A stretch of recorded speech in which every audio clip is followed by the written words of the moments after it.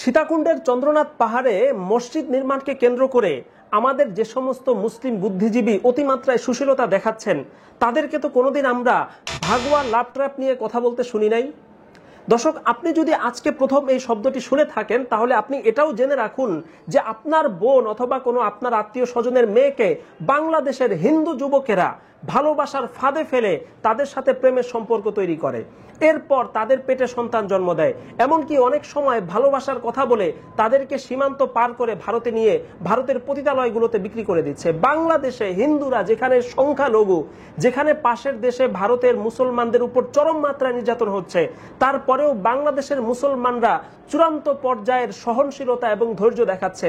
আর সেই ধৈর্যের এবং সহাবস্থানের সেই সুযোগ নিয়ে বাংলাদেশের হিন্দু যুবকেরা একটা বড় অংশ ঘৃণ গভীর ষড়যন্ত্রের অংশ হিসাবে মুসলিম মেয়েদেরকে টার্গেট করছে, মুসলিম বোনদেরকে টার্গেট করছে। স্কুল কলেজ এবং বিভিন্ন কর্মক্ষেত্রে যে সমস্ত মুসলিম মেয়েরা আছে তাদের সাথে হিন্দু যুবকেরা প্রেমের এবং ভালোবাসার সম্পর্ক তৈরি করছে।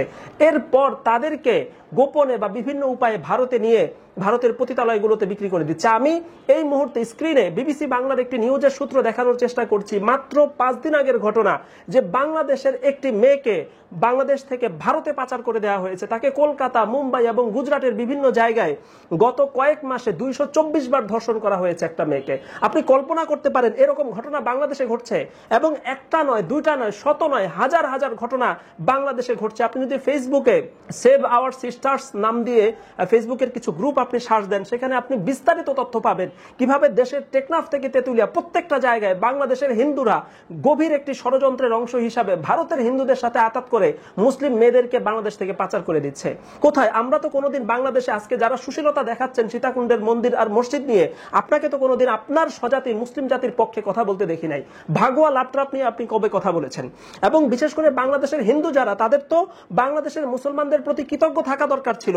যেখানে পাশের দেশে সংখ্যালঘু মুসলিমরা নির্যাতিত হচ্ছে, সেখানে বাংলাদেশের সংখ্যালঘু হিন্দুরা সর্বোচ্চ সুবিধা পাচ্ছে।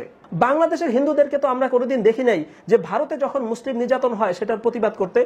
দর্শক, আপনি যখন এই ভিডিওটি দেখছেন, আপনার আত্মীয় স্বজনের মধ্যে, দুঃখিত, আপনার পাড়া প্রতিবেশী আশপাশে বন্ধু সমাজের মধ্যেও তো অনেক হিন্দু আছে। আপনি এখন একটু চিন্তা করে দেখেন তো, বিগত 1-1.5 বছর ধরে বা এরও লম্বা সময় ধরে আপনি আপনার কোনো কলিগ, সহকর্মী বা প্রতিবেশী কোনো হিন্দুকে দেখেছেন যে ভারতে মুসলিম নির্যাতনের প্রতিবাদ করতে, ফেসবুকে 2 শব্দ লিখতে অথবা প্রকাশ্যে কোনো কথা বলতে? চিন্তা করে দেখেন, আপনি দেখেন নাই। কারণ বাংলাদেশের হিন্দু যারা আছে তারা আমাদের ভালো আচরণ, ভালো ব্যবহারের সুযোগ নিয়ে তারা ধরাকে সরা জ্ঞান করে। তারা এখানে সংখ্যালঘু অধিকার চায়, অথচ ভারতে যে মুসলমানদের সংখ্যালঘু অধিকার নষ্ট হচ্ছে সেটা নিয়ে তাদেরকে আপনি কোনোদিন কথা বলতে শুনবেন না। আচ্ছা, বুঝলাম যে সেখানে সংখ্যালঘুর বিরুদ্ধে কথা বললে সেটা তাদের স্বজাতীয় হিন্দুদের বিরুদ্ধে কথা হয়ে যাবে, কিন্তু ইসরায়েলে যে মুসলিম নির্যাতন হচ্ছে, ফিলিস্তিনে ইসরায়েল যেভাবে মুসলমানদেরকে নির্যাতন করছে, গাজায় করছে, সেটা তো একটা নিরপেক্ষ বিষয়, সেটা তো ইহুদিরা করছে।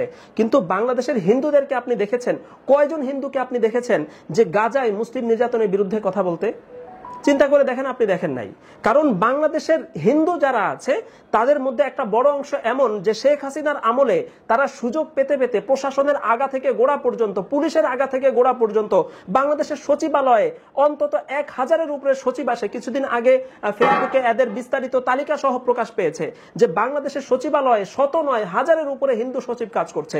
এরা আওয়ামী লীগের আমলে সুযোগ পেতে পেতে ধরাকে সরা জ্ঞান করছে। তারা সংখ্যালঘু হয়ে বাংলাদেশের সংখ্যাগুরু মুসলিমকে কোণঠাসা করে তারা সংখ্যালঘুরা বাংলাদেশ শাসন করার মতো পরিস্থিতি তৈরি হয়েছে।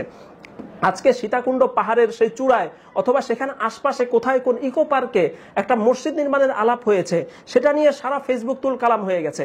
কিন্তু আমার আপনার মা বোনকে যে বিগত বছরের পর বছর ধরে ভারতে পাচার করে দিচ্ছে, ভারতের পতিতালয়গুলোতে বিক্রি করে দিচ্ছে, সেটা নিয়ে তো আমরা কোনোদিন কথা বলতে শুনি নাই। যারা ফেসবুকে এখন অতিমাত্রায় সুশীলতা দেখাচ্ছেন, বিশেষ করে আমাদের মুসলিম ভাইয়েরা, আপনারা সুশীলতা দেখানোর পাশাপাশি আপনার মা বোনদেরকে যে ভারতে পাচার করে দেওয়া হয়েছে, পতিতালয়ে বিক্রি করে দেওয়া হয়েছে, এখনো করা হচ্ছে, আমার আপনার বোন ভারতের পতিতালয়গুলোতে বন্দী অবস্থায় দিন গুজরান করছে, তাদের কথাও একটু ভাববেন। তাহলে আশা করি আপনি যে নিরপেক্ষতা অবলম্বনের চেষ্টা করছেন, আপনার চেহারাটা অন্তত রক্ষা পাবে।